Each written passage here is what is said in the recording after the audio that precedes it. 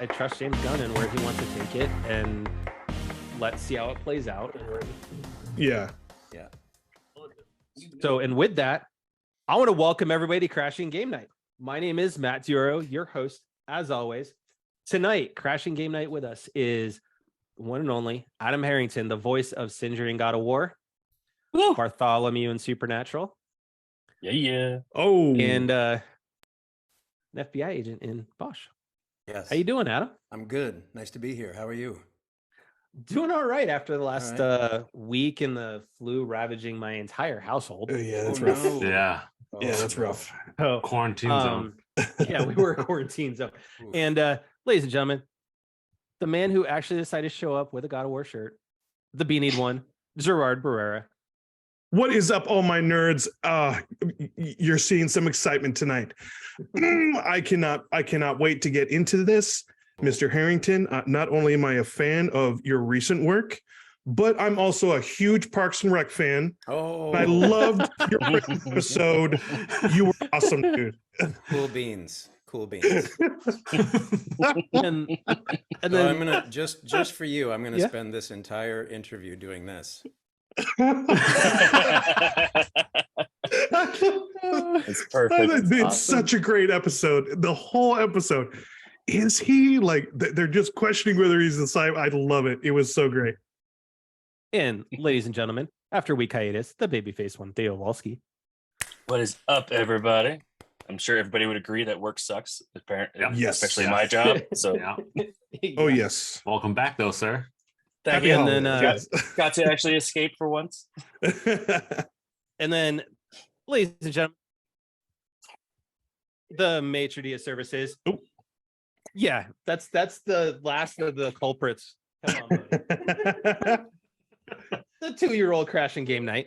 Man with the couch, maitre d' services, Jason Belidio. How's it going, guys? How's it going tonight?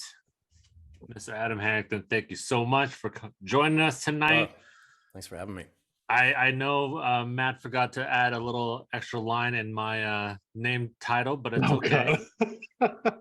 Wait, I'm gonna run it till the end of the year, Just gonna man. always I'm gonna have run it. it till the end of the year. that is I mean, true. It's till do the we end of just the need year. to get you a placard to just put underneath your window for I should video have that just had it like says just, Yes. like Monopoly Okay, Champ. Monopoly Yeah. champ. Crashing So- Game Night Monopoly Champ. All right, How's it going, guys? let's get Nice. this. So, Adam, how you been? You've been busy with Game Awards and release of a kind of a game called God of War Ragnarok. This little indie. Oh man. Little Oh, I indie never heard of project. it. What are you This talking little about? dice. It's like Yahtzee, but different. Oh, I'm Yeah. totally down. I love Right? me some dice. So, yeah, right. I know it's been amazing how it's been Yeah. how it's been doing. It's just been it's a bit of a whirlwind. It's lovely. It's these things don't happen very often, so when they do, you just kind of really appreciate it and go for the ride. But being at the Game Awards at the Microsoft Theater, I'd never been there before. That was pretty epic. That's cool. Yeah, that was really cool. Was there It anything is in a- particular that stood out to you being there for the first time? Oh, the size of the place. It's huge. It is pretty absolutely- large. Yeah, absolutely Because massive. you wouldn't think it, because the back seats kind of like go into. It feels like it goes into the stadium, so like it blends Mhm. well. Yeah, Yeah. it was. It's much Yeah. bigger than what it You seems. think. When you're at the floor, like Yeah. the floor seats near the stadium or And near the- the stage. Yeah, and the lights and the production value of it, and then just the excitement of everybody there. Like it was just really incredible to be sitting in this huge arena, just full of people that are just all gunning every moment to see every new trailer drop and see the performances. And yeah, it was an insane energy. It was awesome. I think it was Awesome. nice Nice. seeing the industry back together Oh in a place like that for the first Yeah. time in a couple of years. yeah, yeah. And then Um, then of course especially- Pacino starts the evening off. Al And- Pacino. right? That was completely out of left field. Yeah. That was insane. Hooah.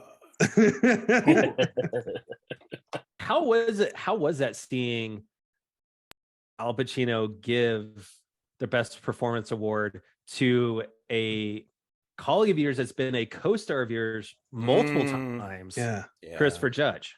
Yeah. I think it all happened so fast because it was the first thing of the night. but first of all, watching him come out and not really knowing why he's there. And then, of course, it was really sweet. I mean, there's so many hundreds and hundreds of people are involved in games, but, you know, particularly with the story of this one and how hard we worked, it was really nice to hear them acknowledge the contributions of what the actors or the mocap performances and voiceovers doing with it, as much as the rest of the evening was celebrating everybody else in the industry, which is incredible. So that was good. And then just watching, I just thought when Chris won, of course, we all went ape shit in our row.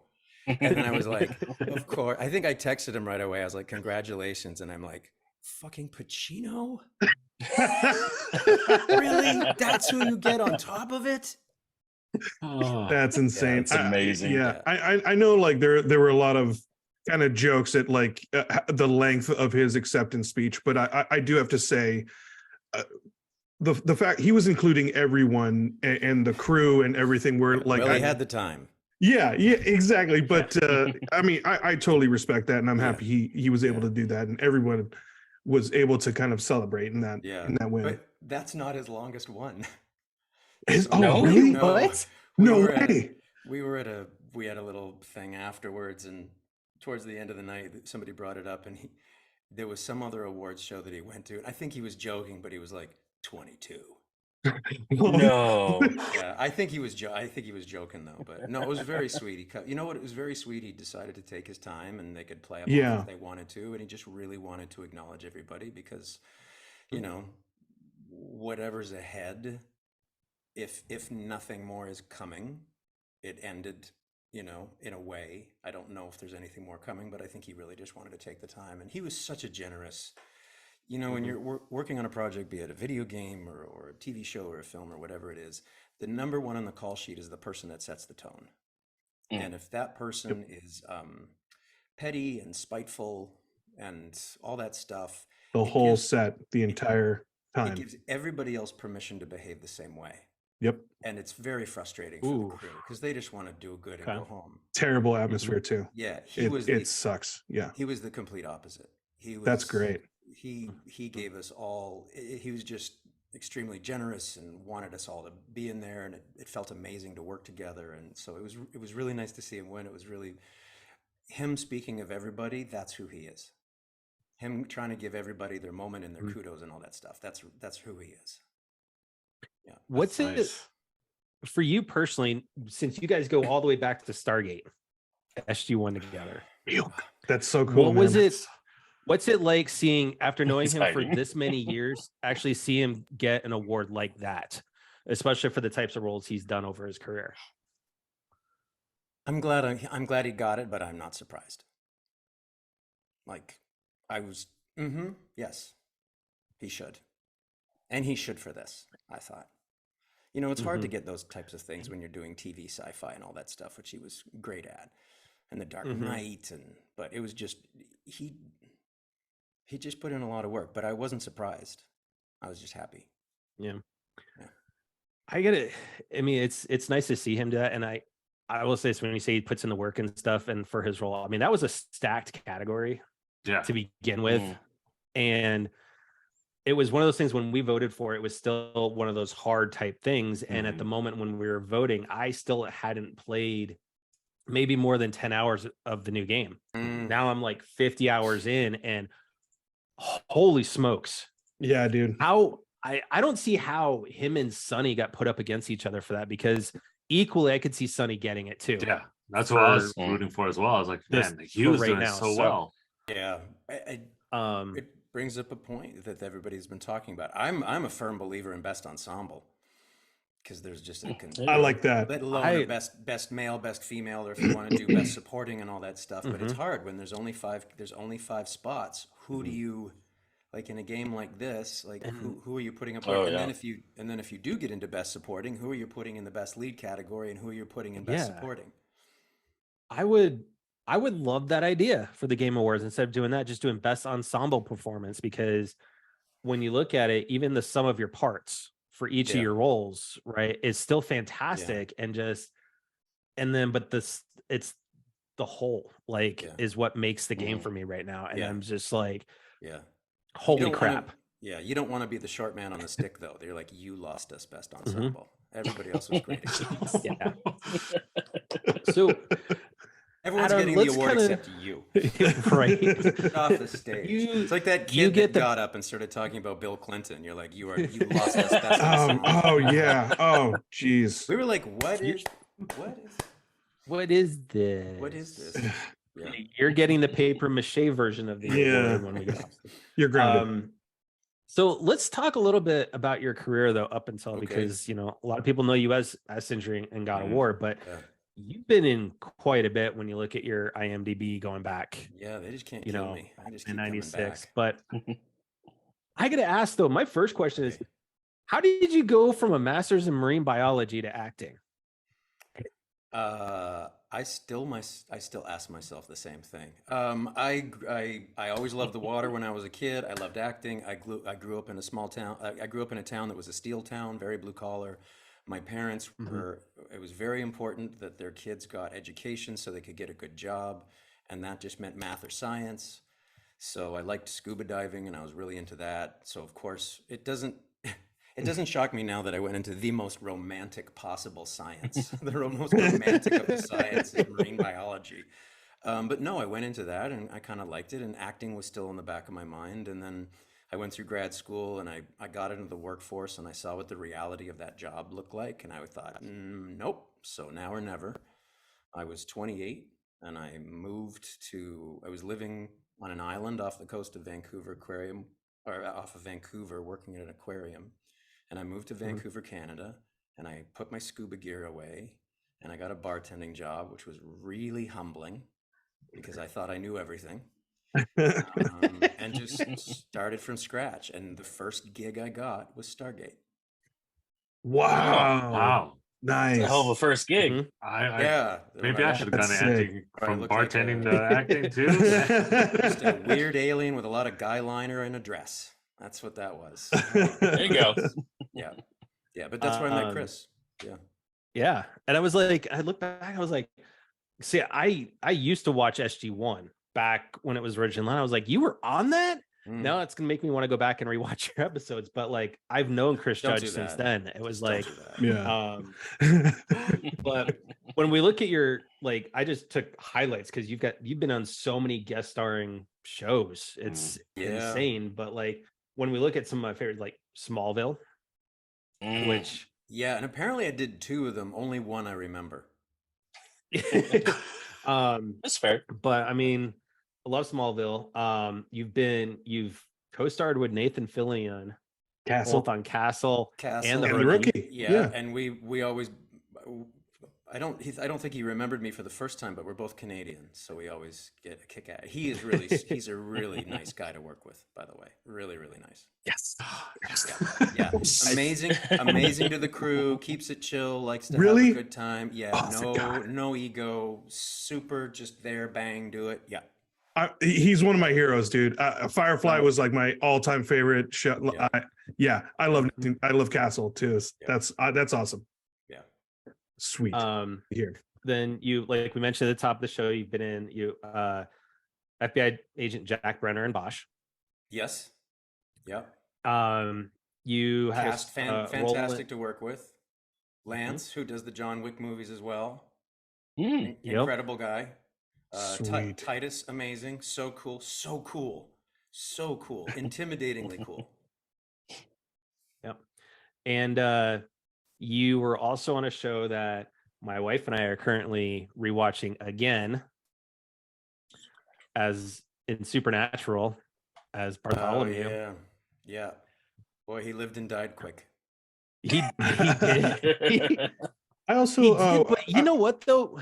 You played that him so well though. Like when you look at that whole character and what he was representing, you nailed every little part of that character. Well, I thought so too, but apparently no. I think they were going to go in one direction and decided to go in a completely different direction. Yeah. But that was fun. Those guys also. So nice. ton of fun. I also was wondering about one thing. You were also in LA Noire. I was. Yeah. Did you actually do a mocap for that, or was that a different kind of scenario? No, so that was because they were using a different technology, and it was also near the beginning of the mocap suits. Mhm. It kept Yeah. changing, but we worked on that for over 3 years. It was a huge script. But yeah, Oh, no, I did yeah. all the mocap, all the voice, all the mocap. And then, of course, to get the facial stuff that they did, they would sit you in this freezing cold room and you would go back and go over every single piece of dialogue you've had in the entire game, which for Aaron Staten, he was our lead. It was like No way. it was a lot. Was that to catch like all the like hairs and on your face? Oh Yeah. man, that Wow. must have And been insane. then they would stick that on the body. Wow. Yeah. Oh, cool. Yeah. Yeah. That's- But that was a fun experience. I did a lot of apologizing to people on that game because of how Roy Earl it was an Australian company that did it, and they did all of their research, and it was Bondi, and they wanted it really authentic to the time period. And Roy Earl was unfortunately very authentic to the time period. He was a rude, misogynistic, racist, all that stuff. Yeah. And I mean, when we were shooting it, we were using words that I knew would never be allowed to end up in the game. So I would be working with other actors and I'd be like, I'm really sorry, but and they're like, just do I'm just reading the script. I'm Yeah, just reading yeah, the yeah. script. You're slowly never just gonna bringing get the away- paper you're up, never just gonna like get I'm away just with reading the saying- yeah. script. But Yeah. so you just had to lean into him and just make him completely unapologetically. I mean, I'm just assuming the behind the scenes of that guy's life is just a train wreck. But good cop. Good cop. Oh, that's cool. Thank you. Yeah, you're welcome. Yep. And then, of course, there's Sindri in God of War. Oh, and, oh my God. And God of War Oh my Ragnarok. God, bro. Which, Yeah. for those that are Everyone's best friend. Like, and for those that are watching, we're going to try and stick away from as many spoilers as we can because there's some of us that are still playing through the game. Okay. But I want to say is at least to the point where I'm at right now, I'm about Yeah. 50 hours into So the you're- game. I'm You're doing a lot about of a side quarter questing, of the way but- through the game at 50 hours. Um, I mean, like, it depends on how much you squirrel around, like I squirrel Yeah. around I've been Yeah. I've been squirreling around. I'm going back and getting all the collectibles Okay. and gearing up. Yeah. But your character, Sindri's character progression, right, from where we see him at the beginning of God of War to Yes. how he goes through the evolution of his character, especially in Ragnarok, between the revelation of what he did for Brock and what Yes. Brock really actually means for him Mhm. and what happens later on in the game. What's it like for you as the voice and behind Sindri to have that Mhm. type of that arc, right? Where you're going from kind of like a happy sidekick to now dealing with all this emotion Yeah. throughout the course of the game. You're really good at not giving things away. I was going to see how you were going to navigate. Going I'm through trying movies. not to we, say we have no, we have different layers. Like, I mean, Yeah. Jerry is beating it, Matt's ahead of me, and I'm Oh, like okay. just getting to a certain point, and he's like, "Oh, you haven't gotten there yet." No, but it's gonna be really So, interesting. I And I'm think like, that's oh my the- god. I think that's the clearest I've ever heard somebody be unclear. nice. Yeah. I It's mean, pretty fair. so you know I what? can just say it's a WTF moment that I hit, right? Yeah. So you Okay. can pretty much surmise exactly where I'm Oh at. yeah. Yeah.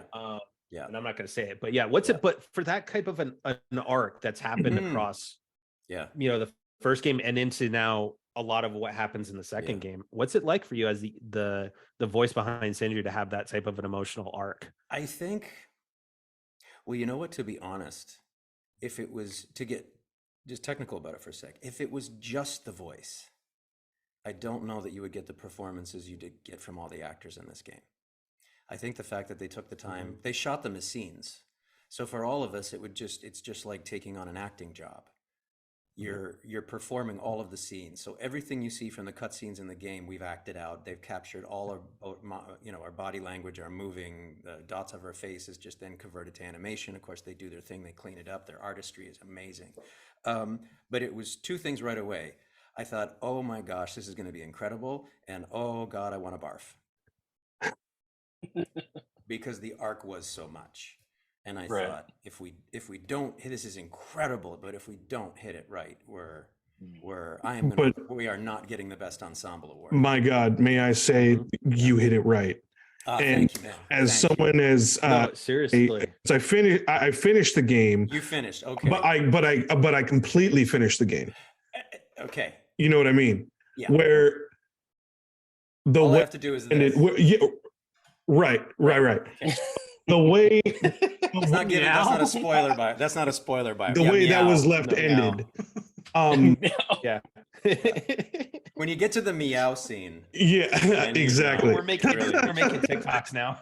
Now, from that true ending, I would have to say, man, once again, to reiterate on what Matt said, your evolution from 2018 to now, from seeing you as Brock and Sindri, the group characters in the first game, the ones that gave you a little levity and some comedy, but then you have your own arc and your own story separate. Like they gave you both such great tales, but then to see what you had to go through, the amount of emotion that you probably had to do in those scenes, I'm just telling you, man, you hit it on the mark. Thanks. And it was so wonderful to see a character get that much of an arc from one to another game. Mhm. Like I said, your character is everybody's best friend. Everyone who plays that game is like now wondering.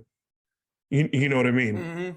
Yeah. So yeah, man, thank you. Wondering. Yeah, they're They're wondering if he really is the cat. yes. Right. Matt hasn't finished, so he's like, I don't know. This I whole don't know. meow I thing haven't is either. totally making me think. I'm totally picturing Adam with cat ears now while he's doing it. He did an interview. I will He say needs, this he needs for- those headphones that have the Was- cat ears. Was Go he buy in you a set of Cats? those. Is that what they were talking about? He was in Cats? I don't understand. No, he's in Puss in version? Boots, right? You're the next I'm in Puss in Puss. Boots. Yeah. Puss in Boots. Boots. Yes. But I will say this, like, for- that. I love him. Yeah. Adam, for the moment though that you know what I'm talking about without trying Yes. to ruin it, right? Yeah. That moment hit so hard. The way Mm. you acted that Mm. entire section. You know, that Oh, whole so from the point Are when you it- talking about you the know where- W? Wait, are we just The talking big about W, the the WTF? big- Are we talking about the WTF and the subsequent? I think he's talking about the WTF. Just the WTF. just the WTF. Okay. I'm like, so Because then, let's see if I can talk. then something else is about to happen for you. Is what I that's yeah. all you're talking So about. I'm talking about the first. Okay, so that's the first WTF moment. Gonna have to take okay. these headphones off. Like, I oh mean, no. if we No, have we'll stop. listeners, Sorry. if we have No. if we have listeners that have not Jason. bought No. Ragnarok, We're still I feel good. like We this haven't is the given anything. greatest selling No, point we right haven't now. given every. I'm very. This I'm is being wait. very very careful. Sorry, Yeah, Theo. the What first did you one. say? This is a selling point. Yeah, exactly. Like Yeah. if we have Selling listeners point. that haven't bought it, they're like, I'm so confused. I just need to buy Okay. it so I understand. Yeah, this no joke. Buy the conversation." game. So Just sorry, buy the game and play Matt. it. Sorry, Matt.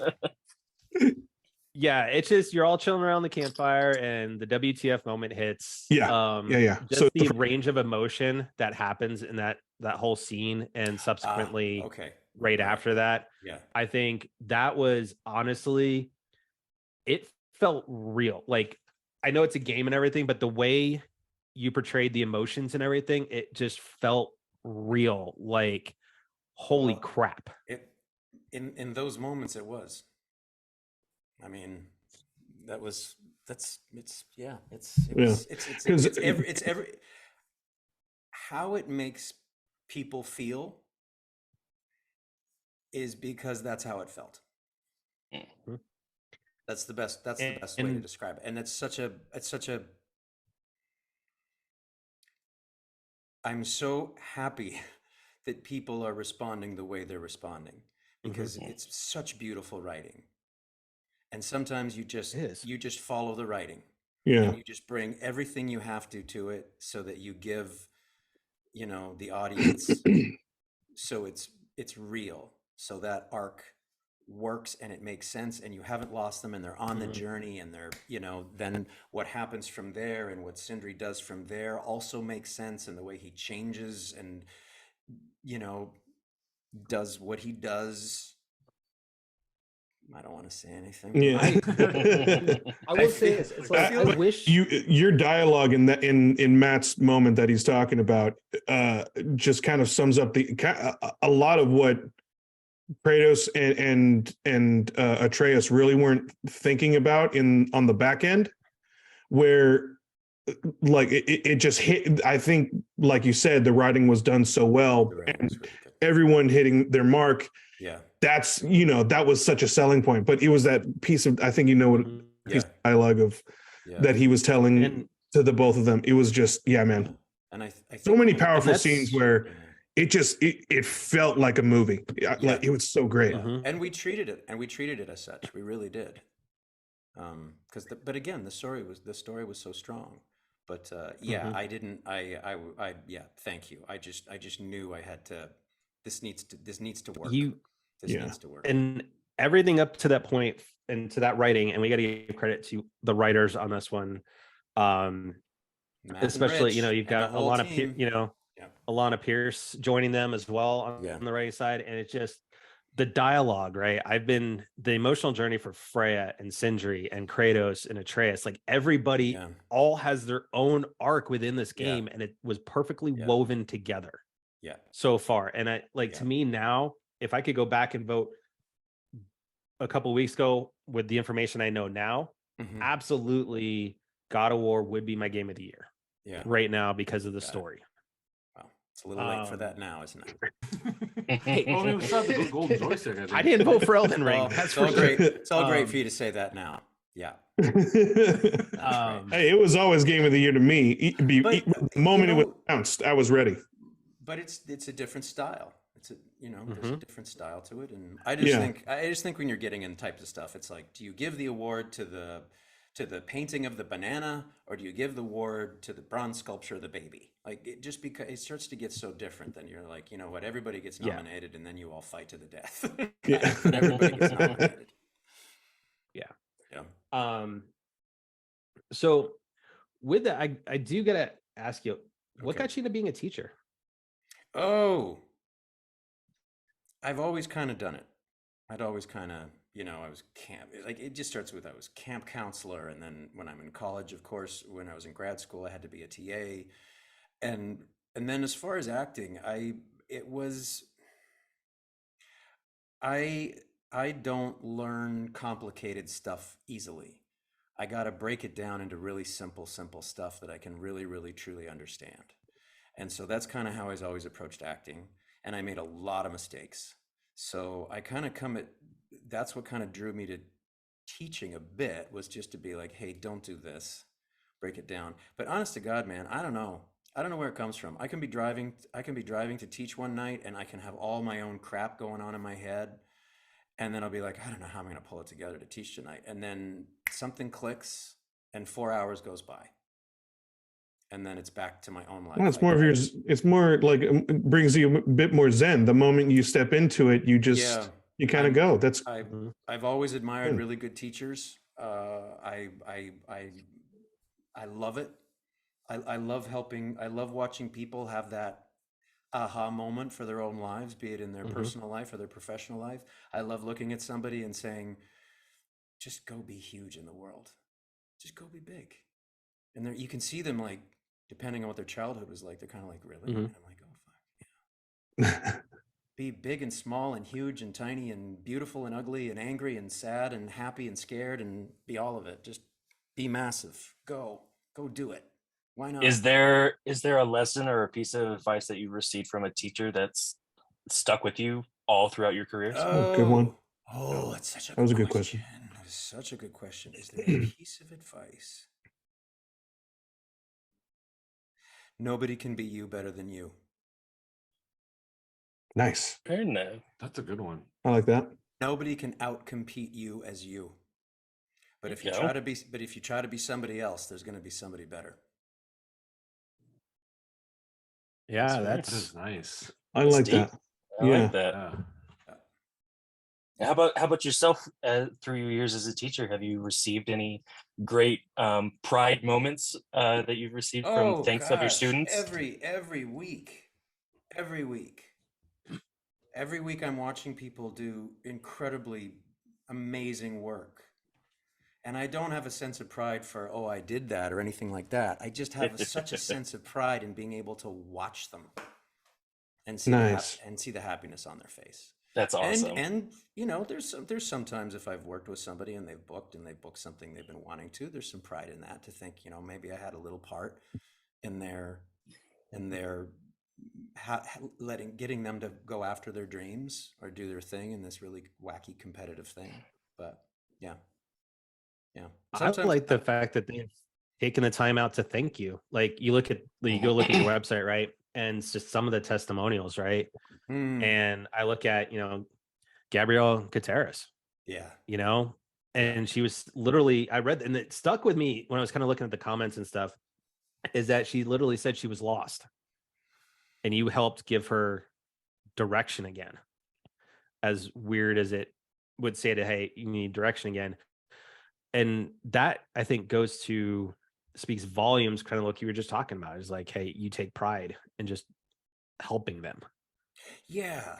Yeah, because I mean, I don't, everybody grows up with, people supporting them and other people, maybe, especially if you're creative, making you feel like, what you've got is actually a problem and it's not their problem, it's your problem. And it's really nice looking at people and saying, it was never your problem. That's somebody's, like I always say to somebody, I'm like, look, if you had a best friend and you saw somebody kicking the shit out of the best friend, would you come to their defense? And they'd be like, oh, fuck yeah, I'd kick their ass.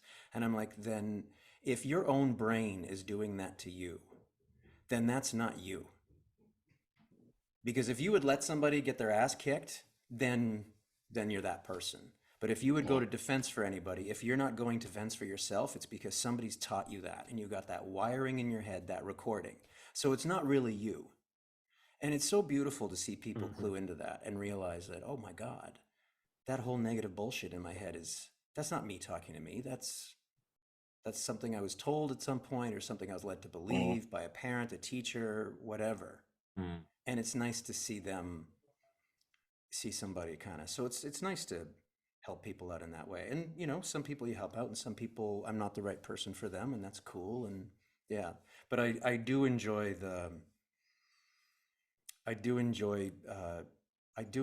helping people pursue their acting, but it's nice when you do stuff that just helps them be happier people. Yeah. Well said. Yes. And right now in the world, we need a lot more of that. Just people just being happier with themselves. Oh my gosh. Oh yeah. Oh my gosh. Yeah. There's a lot of people that would not make money off people being happy, though.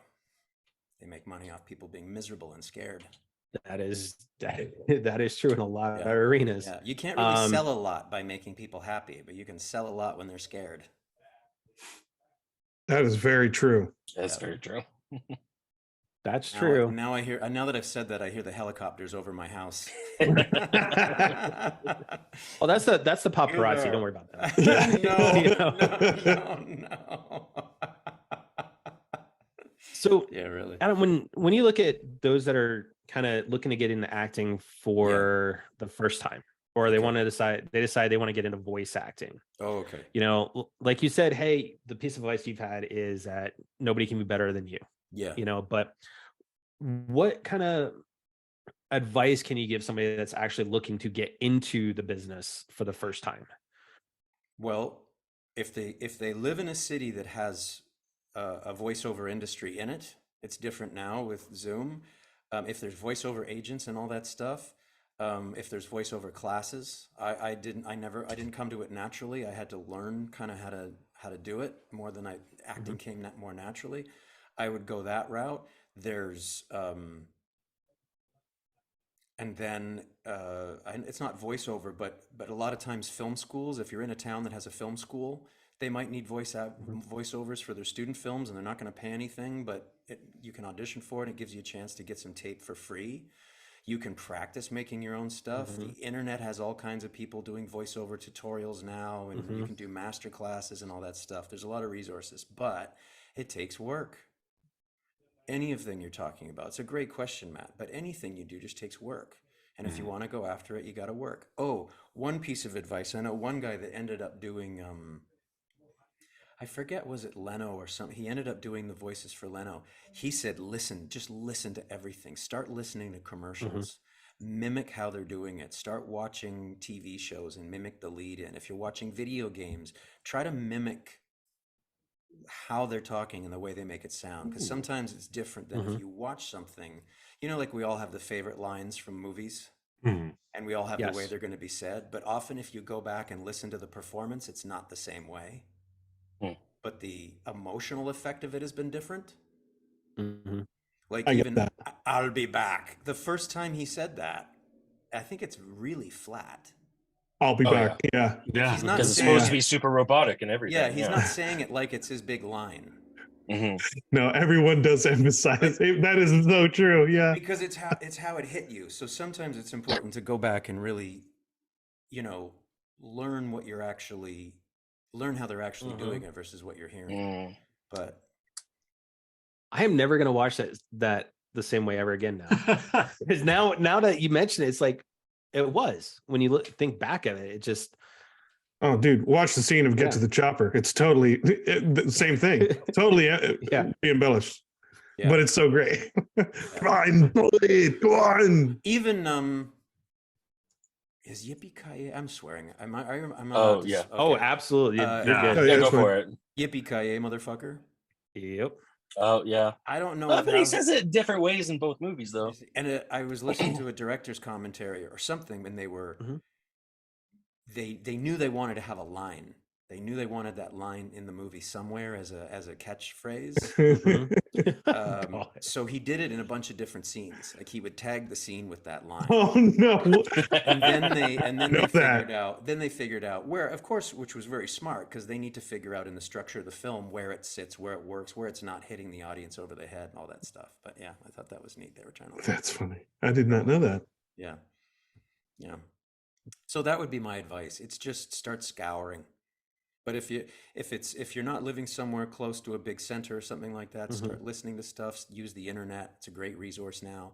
But you gotta put the time in. You know, you can record yourself. There's programs now through your AirPods or whatever, and record yourself and practice. But you just start practicing. And I think the other thing would be cool is if people are interested in voiceover and all that stuff, is figure out whose voice you like, what kind of commercials or games or whatever that you like, and maybe that'll help you find a path. Like, oh, I like their sound. I think I sound like that, or I think I might. Do okay. Because a lot of times in Hollywood or the entertainment industry is it's hard for people to take chances. They want to hire somebody that they're not going to get fired. Like. No, nobody's going to get fired to hire Steven Spielberg to direct a film. No. So oftentimes you are somebody until you're yourself.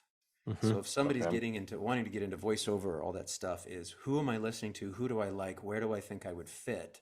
And then not copy them, but see if that's maybe a way that they can learn is by saying, oh, I want that career. And that'll give them some focus.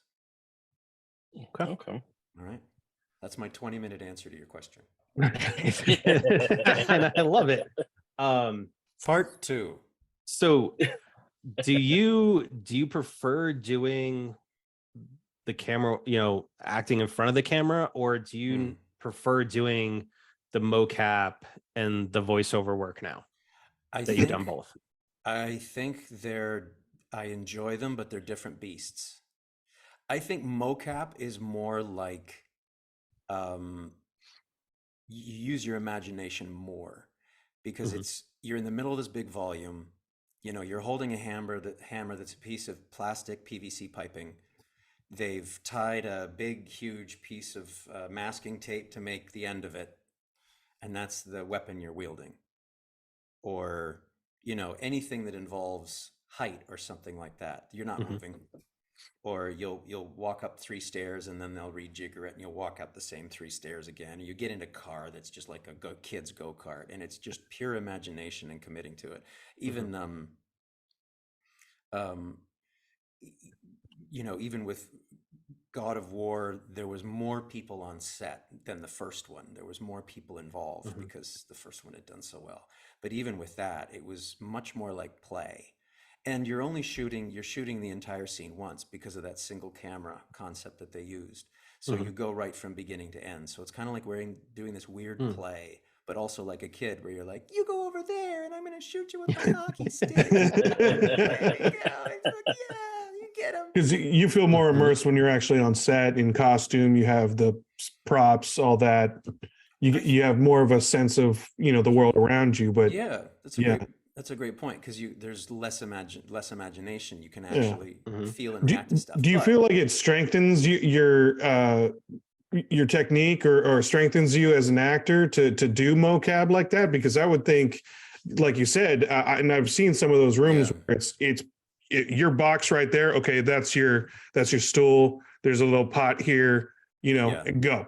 You really have to envision where you are. Yeah, I think it works your imagination more. I think there's a different thing in concentration. Now, when you go to film and television, you're doing a scene 20, 30 times or 10, 15 times by the time you're done with it. So that's a different skill set. But you're right, it's more immersive because there's usually props and where you are to a certain extent. But mocap's just fun. When you're on a great set like this one, like we really did have a lot of fun, even if there were moments where it was just really heavy. But it was still. That's the best way to. That's the best way to describe it. Is heavy. Yeah. Now, outside of God of War, do you have a favorite role that you've had over the years? Outside of God of War. Oh, my question. Huh? You stole my question. Oh, okay. Well, thank you for asking that, Theo. Well, actually, before you answer it, I'm gonna make it a little bit longer. Oh, right. Oh boy. So amendment. Amendment. You're gonna have to help me through this. My question was gonna be, okay, out of all your roles, yes, large or small, yes, did any of them feel like truly yourself, or one that you felt definitely deserved more to see? Okay, I'll enter the amendment into the record as being way better than my question. Yeah. Right. So part one, was there ever a character that was really, really me? I'm going to give you a very actory answer that you might be disappointed in. It was really, really me? No. But all of them are a part of me. There you go. Okay. Yeah. The way I approach things, all of them are a part of me, because I'm, finding however I find my way in, and then it's a matter of turning the dials up and down. Like, as far as Sindri goes, for me to go to Sindri, there's some dials that get turned way down and some dials that get turned way up. But yeah, and then part two, what was part two? Oh, that I would want people to see more of? Yeah. Do you know what? The only one, given the story, the only one that I feel they really gave more of is Sindri, because in 2018, for me to make a germaphobe that's using humor so much, because he's like he's the weapons maker, but we have to make it. For however successful it was, I needed a place to always come from those jokes from something I could actually, like, it can't just be a gag over and over again. There had to be there's something anchored in why he was a germaphobe, so that every time he was acting in a germaphobic way, it was from a real place for me. Again, whether it worked consistently or not, who knows? So I based it in something actually quite heavy, which is a lot of times, if people are like that, sometimes it's because they've experienced a trauma, or they need to be in control, or that the germophobia is based out of some thing that they have to be. I gotta be clean. I gotta be clean. So I didn't tell anybody, but so when 2018 started, I thought, okay, you may never see it. You may never see it, but I think it's based in something dark, and the humor and everything. And I also thought, I don't really believe, I get that Brock is blue, but maybe there's something else to it. So let's make that dark too.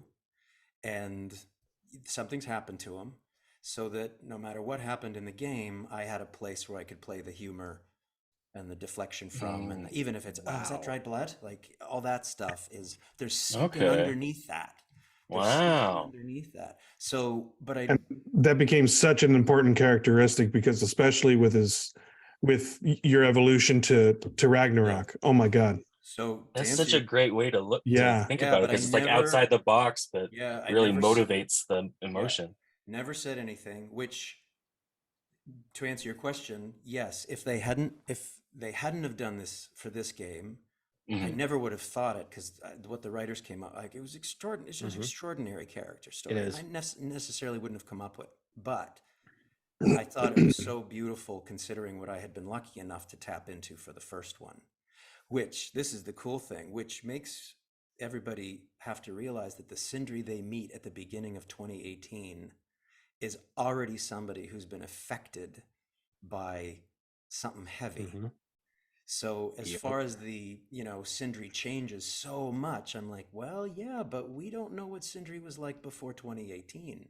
I mean, he's fun-loving and generous and has the sense of humor, but was he always that manic? Was he always that much of a germaphobe? There's little moments peppered throughout it where I think you were just saying it. There were little moments where I kind of got the hint that he wasn't. That I feel like maybe in his past he wasn't a germaphobe all that much. Like that, it was something triggered it. But in 2018, that's just who he was in that story. But I think that might have been where you were getting it, in the writing. There were little, like you said, peppers of, I don't know if he was a germaphobe, the entire time. Some of the moments where Sindri's alone talking to himself, the vocal, the voice is different. It's a little bit different. Yeah. When he's not trying to engage with somebody and try to perform, it's a little bit more grounded.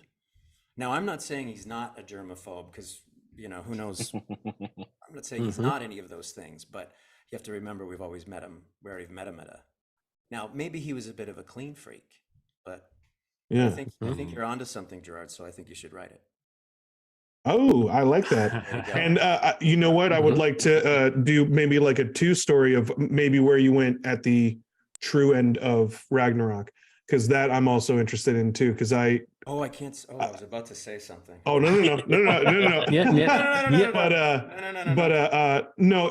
The way it was left, I also have to say is just just stems back to just the outcry and love that your character has gotten now. I'm feeling the same thing. We're like, I just hope he's okay, but I do want to see where he goes too. Yeah.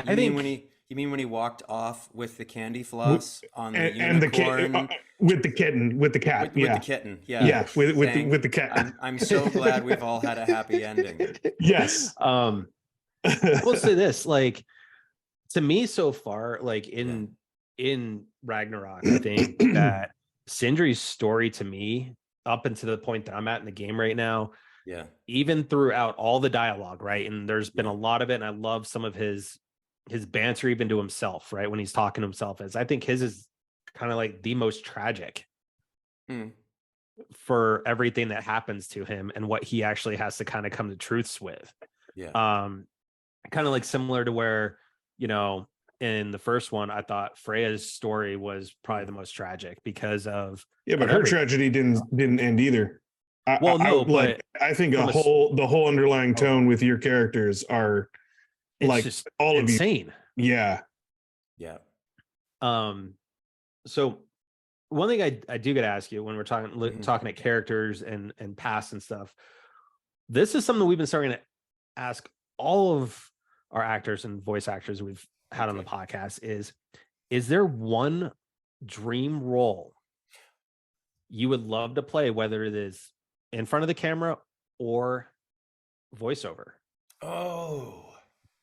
If you could just pluck one role out of there that you would love to just play. Okay, I've got 2 and they make absolutely no sense. Go for it. Say Perfect. Even though it's Beautiful. Completely humiliating. One I always wanted to that will never happen is Indiana Jones. Bro. And the other I could see that. Is old Batman and Frank Miller's Dark Knight. Ooh, I like that too. I like that too. Now the reality would be is I will play a tiny little villain in an Indiana Jones film that gets cut, No. or I will audition to play Alfred, but not get the part. That's probably the true reality versus the fantasy. But no, that when I was a kid, man, I just wanted to be Indiana. I just wanted to be. Oh, I love to do an understand Indiana that. Jones movie. And Batman, I was obsessed with Batman since I was a kid. I just Nice. thought he was That's just awesome. so, No, I he was love just those choices. So messed up. He was just so messed up. I thought that was cool. Superman to me was boring because he was healthy, well balanced. Mentally stable. That's so dark for a kid. Do you have your which outside of the Okay. the comic Dark Knight Returns? Yeah. Is there a favorite iteration you have of Batman? Whether that's Keaton or Oh, Bale yeah, or there's- Conroy. So like film. Yeah. West or I will always give. Well, I watched the Adam West one when I was a kid, and I Yeah, thought me that was too. fun. I will always give kudos to Tim Burton and Michael Keaton and that whole group because they managed to reboot it so differently. But Mhm. my go-to anytime I can watch it is the Dark Knight trilogy. Nice. Okay. Now, but I do think Nice. the new one with Robert Pattinson. I don't know what it was, but I saw that in the movie theater and I was like, damn, this is beautiful. But there's something when I got home and then it came out, so you could watch it on television. There's something about there that it's even more like it really struck me how gorgeous every single shot is in that film. And I think they did an amazing Yeah. job. For me, it was one of the best depictions of the detective side of Batman Yeah. comics that I think we've been missing in Batman, like film and TV, like genres. So, Yeah. yeah, And I think it was Batman. the Batman. Yeah. Yeah. I think it was one of the best depictions of the like detective side that we got because, because it was straight up a serial killer, like thriller movie. Yeah. With Batman in it, and it was just I was very impressed. Yeah. So So I hope same there are more. here. Same here. So I'm just answering Well- every question by saying all of them. Yeah. That's what's happening. Nothing wrong with Seeing that as this Batman, man. interview. What's your favorite role? All of them. All of them. What's your favorite movie? All of them. Yeah. No, I would agree with you on the Batman though. Just I didn't get a chance to go see it in the theaters. So my first experience with it was watching it at home, and it just it was fantastic. Yeah. I mean, for me, Yeah. Dark Knight is by far my favorite of the Batman movies, even though Michael Keaton will always be my Batman because I mean, that's just who I was when I was a kid. It was, 89 seeing Keaton, who I knew from Dream Team before even seeing Batman, right? And seeing that on the big screen. But, for me as a kid, it was live action, Michael Keaton, animated, Kevin Conroy. Man, yeah. May he rest in peace. Yeah. Certainly going to be missed. But just Dark Knight was my favorite. Yeah. But I'm a huge fan of Hans Zimmer and James Newton Howard. Oh, man. those scores. When they get that together, it's just Yep. when they're together in a movie. Yeah. So that'll pull me insane. in. Part of the Dark Knight is I realize it's the music and how it's shot, and I just the themes that they discuss in that movie. Like the only reason why there's a Joker is because there's a Batman. Like, and one meets the other, and then that leads to the second one, and Heath Ledger in the second one, and all that. But you probably remember this, but when Keaton was cast, he got treated the same way Daniel Craig did before Bond came out. It was such a backlash. Oh, There was everyone so was much anger. everyone was like, really? Why is a Mr. comedian? A Batman? comedian? Really? Yeah, you ruined it. He's gonna be totally. And of course, then the opening credits come out, and they're all like, "This is gonna suck." Oh my god, this is awesome. Yep, pretty much. Yeah. And then we got Batman and Robin. That whole thing. Well, here's a question back at you. Do you think we don't talk about we don't Bruno. We don't talk about Bruno. Do you think they've ever gotten that depiction right, or do you think they ever could? Batman and Robin? Yeah. Or No, is I it think this they day could. and age, it's just such a strange. I think they could. I totally think they So- could, but they need the right direction because one, depending on how old they want to go with Robin, which I would say the strongest I- storyline would be Damien.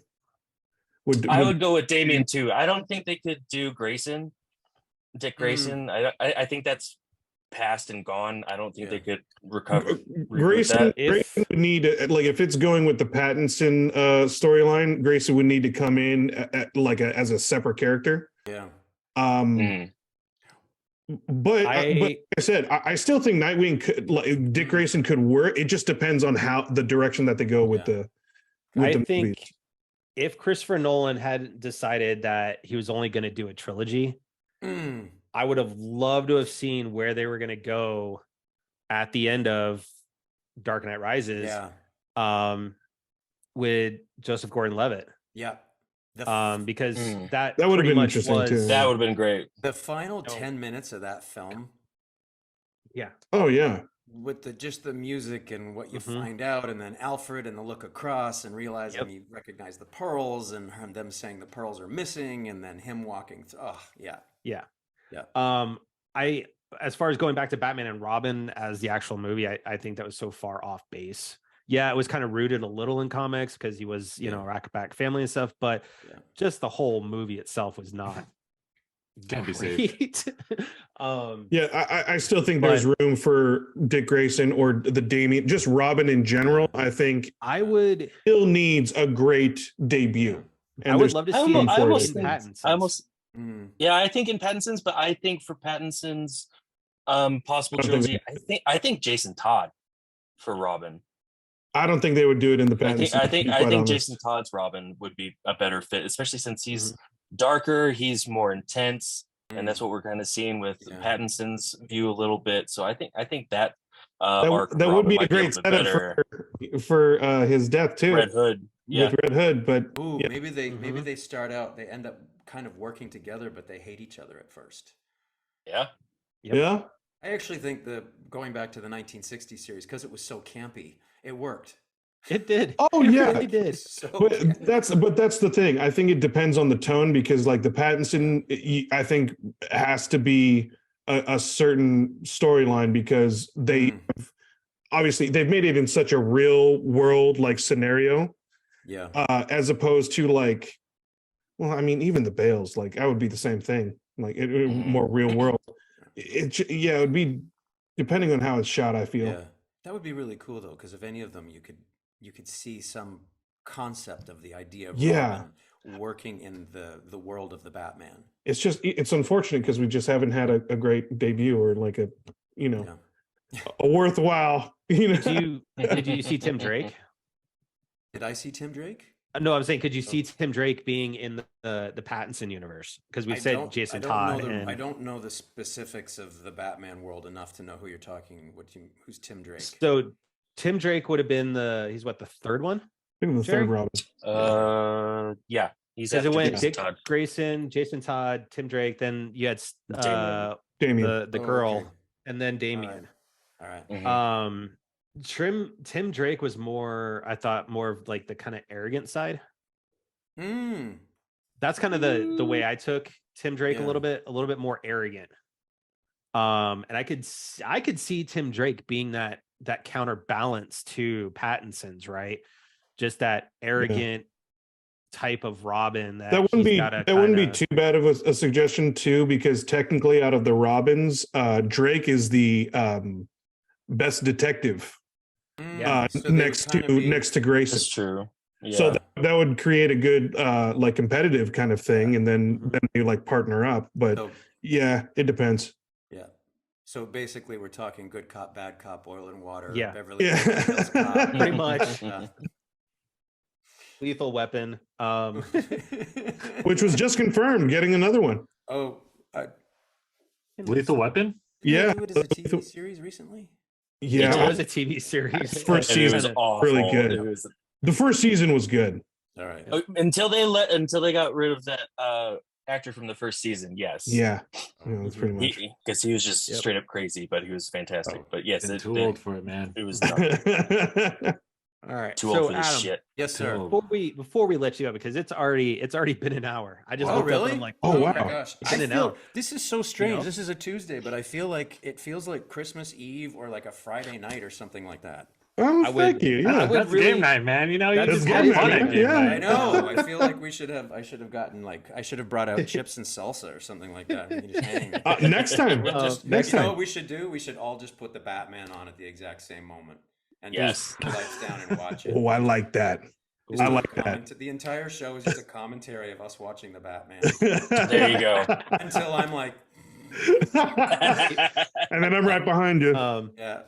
And then So- at the end, you're like, So speaking Man, of that was like great. That game was awesome. nights and getting together, so there is a question we do ask everybody uh-oh. that's been a guest on this show going There's a all couple. the way back There's a couple, to but this one. 2019. It's a lot of pressure. This Yeah, is Lots a of lot pressure. All right. So when you are able to get together with friends and family, yes. is there a particular favorite game that you have for those game nights that you like to play, regardless if it's a board game, card game, whatever it is? Is there a particular game that you love playing with everybody? Oh.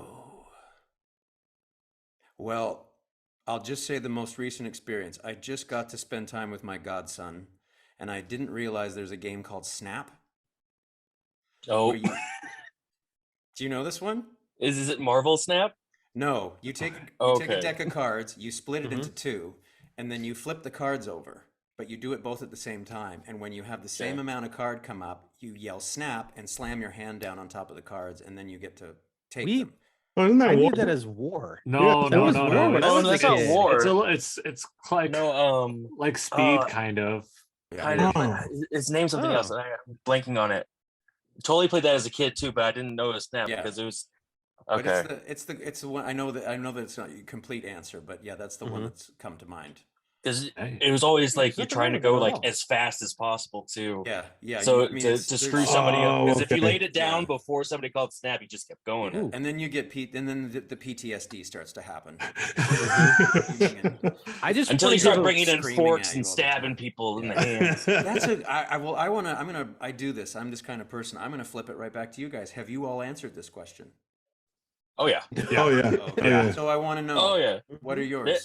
I'll put it out there within the group. There's Yeah. there's three technically. Okay. There's one with one particular person holds the title and will not let anybody forget it. Is Not till the end of the year, Monopoly. man. Not till the end of the year. Not till the end of the year. Yeah. You got till June. And then we E3. have the two like friendship killers that are both, one's video game and one is card game.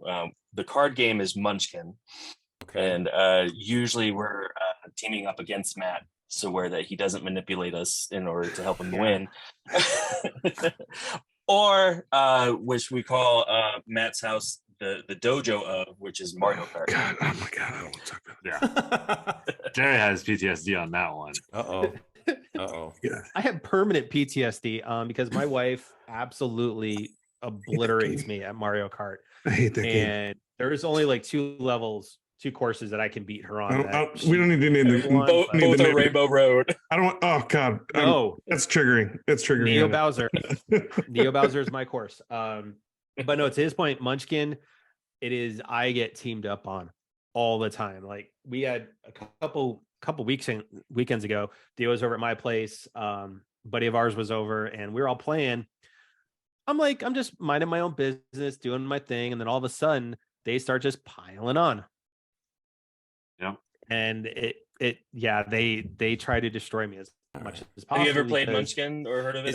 Is this a video game? Card game. Oh It's no, a it's a card board game. game. Oh, it's a game. card, card game. Board, Well, board it's a game, card game. technically. Oh no, Yes. I've never even heard Yeah. of it. I was like, it's I was kind of thinking- kind of like a role playing game. So you're an okay. adventurer. You're Yeah. trying to fight monsters, gain some levels, and Yeah. you can have like different Yeah. equipment and stuff. And it's Wow. it's a race amongst all players to get to level 10. But you can have the ability to like screw people over in order for them to die and lose their levels. Yeah. So since Matt tends to get the cards that kind of force us to do certain things in order to help him win, we tend to gang up on him before he gets there. So like we do it pretty early. So I think we like three monsters on him that were like level 20 while he's only like Mhm. level 4, just trying to make sure that he died. Throw a level 20 on me, that's going to instant kill me. Exactly. So real quick, But yeah, Um, like well, that's what when all four of us get together, we always play Monopoly. Oh, that's nice. That's so Yeah, cool. it's Monopoly. Yeah, it's so It's cool. always, yeah. and we even have to set limits of how many times we play because we could literally go Yes. all night. What is the maximum? When did you have to be like, okay, we need basic essentials here. We need water. This is No, going on too long. we always like have. We like, always okay, prep. We Yeah, always we prep, and we're prep. like, okay, how Yeah. many games are we playing? When we all get together, hey, how many games are we Yeah, playing? we what's established the that first. maximum? I So, would, I like, would say normally we have, the first time we decided that we needed a maximum was when I don't remember what we had in the next morning, but Oh, no. we I certainly think it was didn't after stop playing E3. until about 3 in the morning. Oh boy. Yeah. Oh, Yeah, I yeah. think it was Yeah. E3. We I had think we flight played until After 3 in the E3, morning because and we then had needed to 4 get up. days to do it, and we're I just would've- like, you know what? Like, Yep. as soon as You're we're trying in to- line, start playing, or as soon as we got Yeah. back, started playing. We ordered pizza, kept playing. You're trying We're to like, explain to people at work what a Monopoly hangover is, and Yeah. they're not buying it. Pretty much. no, but like I think all of our friends and family and everyone that we have on game night all know that we just love it so much that I am the current reigning Crashing Game Night champion. I didn't know that. I didn't. Yeah. I don't think you've said that at It's- all. It's I don't let him. He- I told won't him let I'm it gonna go. keep going until Right, the end yeah. of the year. Just I think maybe It's a statue yeah. or something, or a trophy. I think there should be a trophy. I've We went with the belts, proposed the belt. WWE we belt. are going to I get a belt. proposed the belt. Like We get a We're gonna belt. get a belt. Yeah, There's exactly. a giant belt. Um, Yeah. So Yeah. as we close out tonight, I want to thank everybody that crashed in chat. Especially I want to give a shout out to Diddy, who just Diddy Penguin, who just mentioned in chat that they're in the UK right now, which Hey. currently is like Ooh. 3 a.m. So Hey, thank definitely you. appreciate Dang. crashing Diddy. And this, Diddy does have a thanks for question as tuning well. in. night for you. Diddy does have a question as well for Adam. Diddy's got a question. Yeah. Bring it. His- Let's do it. His question is, what is your favorite hob ring on the stovetop? And I didn't know what We- that referenced, so I have no idea. What is yeah. my favorite hot ring on the stove? Hob ring. So like I Hob think it's ring. like the little gas stoves. Again, we're trying to figure out like Unfortunately, I have no. You said it's 3 a.m. there. Yeah. He's a little delusional. Diddy, Could be. does Diddy Okay, understand the so- question he's asking? Hob ring kidding. is the British term for the cooker rings on a gas or electric stovetop. It's the hot spot on the stove. So I guess what they're might be asking is, which is your favorite ring? Do you go with the Yeah, smaller do one, bigger you- one, the or warmer? the front, the back. I feel like this is like such. I an give credit to the existential- randomness of this question. Yeah, that is Yes, quite. I- Yeah, yes, I'm still but- kind of perplexed about that question. I feel like it's such an existential question. Is what's really happening. Yeah. Like it's Yeah, so maybe it's like one of strange. those- I mean, like, I'm one before- of those weird ones. I definitely have like the one that I go to all the time if I'm only Yeah. using one pan. Okay, Oh. I have a Well, I stove. would- I always, okay. I always Yeah. go to. Like Cookie- I'm yeah, always it's the bottom right. I'm always the Yeah, bottom right. bottom right corner. I'm always, yeah, Oh, me too. okay. Yeah. That's where I'm at. Yep. All right. On my stove, front left is medium. That's the one. Front Okay, left. There you go. Oh, nice. Yeah, All I'm right. left-handed. We so I worked go it out. We front figured left. it out. There we go. Good. Diddy, we worked it out for you. So Hopefully Now that's it's the gonna- right answer. It's Diddy. going to come out tomorrow. It's going to be some code for some really wacky thing. Right? Like, well, the FCC going is on going to with the crash you actual- guys. one more important question as well. One more important question. All right. Is Die Hard a Christmas movie? Do you think Die Hard is a Christmas movie? I do. Ooh, Yes. yes. Yes. In your face, champion. Jason, you lost How? again. Hold Oh, on. well, wait. Oh no. Uh-oh. Oh Yes. no. Uh-oh. Yeah, I'm going to answer No. both ways again. No, do I think of it do I Rudolph the Red-Nosed Reindeer and the Grinch? But no, I will watch it at Christmas time because it's got Christmas music in it. There we go. Boom. Lawyered. Still a Christmas movie. No, Lawyered. it's not. It's not. It's an What is it? action movie. It's totally an action movie, but why Yeah, can't it be an see? action Maybe Christmas you gotta movie? change the question. true. Maybe you gotta change the question. Is it a Christmas themed movie, or is it just a movie that happens at Christmas? I mean, like, see, that's why it's always just That's like asking, just Is Yeah. Gremlins a Christmas is movie? it a Christmas movie? Because It's a you know, Christmas movie. it's very Yeah. open up for interpretation. All I Totally. know is Alan Rickman, rest in peace, man. Yes. Mm. Fucking Yes. Guy. You know what? Every time Yeah. before I close this out, I just want to say this. Every time I see him in a role, like I'm rewatching a movie like Robin Hood or Yeah. even the Harry Potter stuff, Mhm. I miss him tremendously. Yeah. His presence on Yeah. a screen, it just Yeah, and apparently, there's few that hold that presence. yeah, for and me. everything you hear about him, which also is nice. Everything you Mhm. hear about him is he was just a great guy. But for the Harry Potter movies, nobody else could have played Snape. Oh no. No way. Nobody. Oh, I remember no. when he was cast. I was like, yeah. it's perfect. It was perfect, especially especially with the final movies. Seeing The every emotion, yeah. yeah. He was Honestly, amazing. I think we could say that about every single one of his roles. I don't Yeah. think I can't see anybody else as the sheriff of Nottingham. Yeah. Very true. Yeah. Galaxy Quest. Galaxy Oh, Quest. yeah. Again, it's like, But then you hear and of course, like I loved him in Dogma too.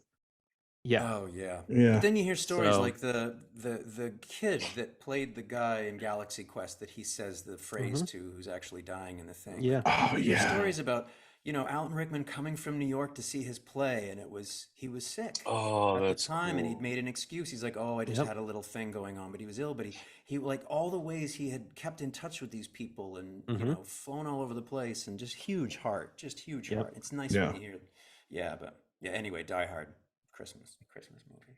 It's just Alright, it could have so- been literally done any other day, and it's still the same action movie. It could have been on a Valentine's. So- Would have been a Valentine's movie. With No, that- it's an Yes. action movie. That took place around Okay, I'm gonna Christmas. cut Jason off now. I'm gonna cut Jason off now because he can keep going and going and going. But Dude, you got Adam, the Monopoly victory. Just take it. Just take it and go. Let Die Hard go. You got Monopoly. You can't have it all. It's not, it's So- You've already December got question. the killer It's always a background December with the question. couch. You got Monopoly. Let us have Die Hard. let us have Die Hard. So Adam, I want to say absolutely, it's been an absolute pleasure having you on tonight. It's And, been Yes. great being here. So Really much has fun. been I good. can't Thank believe you, it's man. already been an hour already. 7 hours. Well, we're going Oh, overtime. Talking. But you are welcome back anytime. So if you're ever bored one night, you're more than welcome. Get a hold of me and say, hey, I want Yeah. to come crash game night. Anytime. But no, and to everybody wanna that take the- joined us in chat Take the tonight. title from Jason, by all means. Yeah. Oh, yeah. But no, to everybody that joined us in chat tonight, especially the first timers, thank you for crashing game night tonight and giving us at least a chance to entertain you Yeah. on this evening. Hopefully we see you guys back in our chat. We do this every Tuesday. For those that are interested in kind of Adam, as far as his with his teaching and stuff like that, like we talked about, we do have a profile built for him on crashinggamenight.com that has a link in it that goes right to his website. So you go right to there you his go. teaching website Boom. and There you go. has information on Thank how to you, guys. I contact him appreciate if that. you want I to get really do. lessons. Yeah. Absolutely. It's one of the things we like to do. We have a profile for every guest we've had on the show. Especially when they've got other projects they like to work on, we like to highlight those things. Just our way of saying thank you for taking the time Push it forward. to be on Yeah. the show. Just kind of Well, paying it forward. So If you can't have the Monopoly Championship, you can at least get a profile on the website. but you, yeah, man. to everybody else, again, thank you guys. And if you like what you're, please just follow us on the platform you're listening to us on. If you don't see the platform, just head on over to crashinggamenight.com. We have all the links to every single audio platform we're pretty much carried on, plus the YouTube and all of that. And honestly, guys, and just in these times right now, especially going in the last end of the year and the holidays, I'm just going to simply echo the words of the great Bill and Ted and just be excellent to each other. That's right, everybody. Be excellent, be nice, be cheery. All my nerds, thank you very much for joining us. And what a freaking treat, what a Christmas treat to have you on the show, Adam. Thank you so much for joining. I have been a fan of God of War since its iteration for PS2. I have been a longtime fan, and I love the 2018 bringing the franchise back. You are such an amazing character, and you did such a great job, dude. Thank you so much for joining us. Oh. And so I just want to tell everyone out there, please, let's just try and be a little better. Let's try and show a little bit more compassion, patience, and maybe a dash of a little love, and help someone out if they need. So let's just celebrate more of the holidays and spread some cheer. Thank you all. Indeed. I know we're gonna have this broadcasted on the website on Sunday, which is gonna be Christmas for Yeah. all you guys out there. But again, please, it is the holiday season, as they've been saying. We got a little bit of time left, but be nice to the retail workers, be nice to the restaurant workers, Yes. all them that are giving us a great holiday. It just takes a little bit of patience, an extra minute doesn't hurt anybody, but it goes a long way just because It does. they are in the thick of it right now with everybody, especially getting out, having a good time again. We're back to normalcy. So give them a little bit more love. It is the season of love right now. So, and as always, thank you again, Adam. It was great hearing everything that you have, great words of wisdom. But in my words, my man, Theo Walski, my man, back again. Send us out like you do. And yes, again, thank you, Adam, so much. It's absolute pleasure having you on with us. We really appreciate you taking the time. We'd love to have you on again. For our listeners, for our watchers, till next time, TTFN, that's out for now. Good night, everybody. Goodbye, Sindri.